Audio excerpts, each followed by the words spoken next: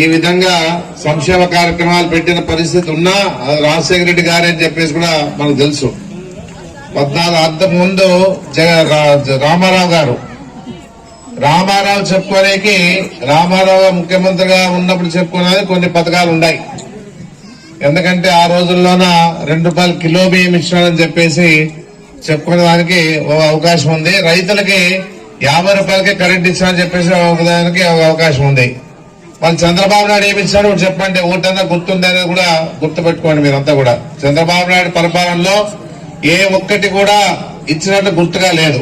మళ్ళా రాజశేఖర వచ్చిన తర్వాత ఆరోగ్యశ్రీ కార్యక్రమాన్ని పెట్టాడు, ఫీజు రీంబర్స్మెంట్ పెట్టాడు, రైతు రుణమాఫీ చేశాడు, రైతులకి ఉచితంగా కరెంట్ ఇచ్చినాడు, అందరికి రేషన్ కార్డు ఇచ్చినాడు, మళ్ళా ₹2 కిలో బియ్యాన్ని కొనసాగించాడు, అందరికి స్థలాలు కేటాయించే పరిస్థితులు ఆ రోజుల్లో రాజశేఖర గారు చేశారు. స్థలాలు కేటాయించిన ఇల్లు శాంక్షన్ చేశాడు.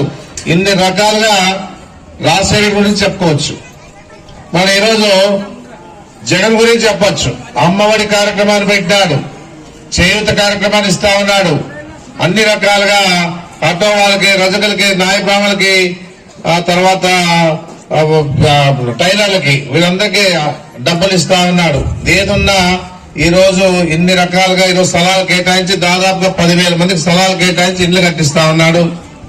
ఏదున్నా కూడా ఆయన కూడా అన్ని రకాలుగా రాజశేఖర రెడ్డి గారికి ఇంటే ఒక అడుగు ముందుకేసి మీ అందరు కూడా పెన్షన్ లేని వాళ్ళు కూడా పెన్షన్లు 6 నెలలకు ఒకసారి ఇస్తూ, రేషన్ కార్డు లేని వాళ్ళకు రేషన్ కార్డులు ఇస్తూ, అదే కాకుండా ఆరోగ్య సురక్ష కార్యక్రమం పెట్టి, అదే కాకుండా ఆరోగ్య సురక్ష కార్యక్రమం పెట్టి సర్టిఫికెట్ల విషయంలో కూడా అన్ని చేస్తా వచ్చిన పరిస్థితి మనం చూసాం.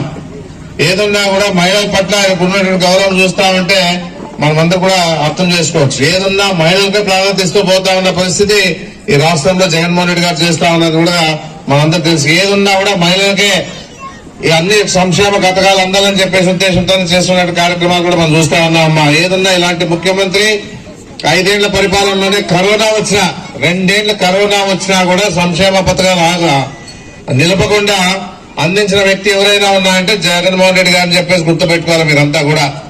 ఏ కష్టం ఉన్నా కూడా నా ప్రజలని చెప్పేసి ఆలోచనతో ఆ సంక్షేమ పథకాలు కొనసాగిస్తూ ఆరోగ్యపరంగా కూడా దీంట్లో కరోనాలో కాపాడిన పరిస్థితి జగన్మోహన్ రెడ్డి గారు చేసే పరిస్థితి మనం చూస్తా ఉన్నాం.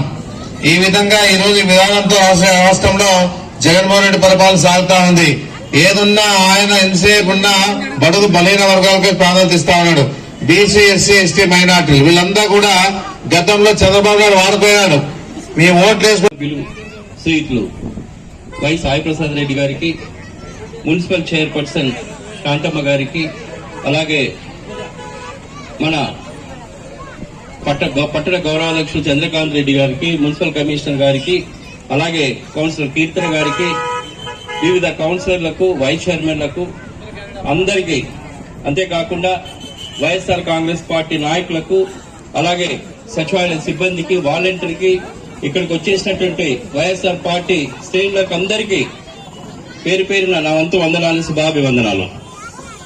ఈరోజు మన రాష్ట్ర ముఖ్యమంత్రి వర్యులు శ్రీయులు వైఎస్ జగన్మోహన్ రెడ్డి గారు ఈ రోజున మన రాష్ట్రానికి మళ్లీ ముఖ్యమంత్రి జగన్మోహన్ రెడ్డి గారు అవసరమా అనేటువంటిది ఈ రోజు మీ దగ్గరికి రావడం జరుగుతా ఉంది.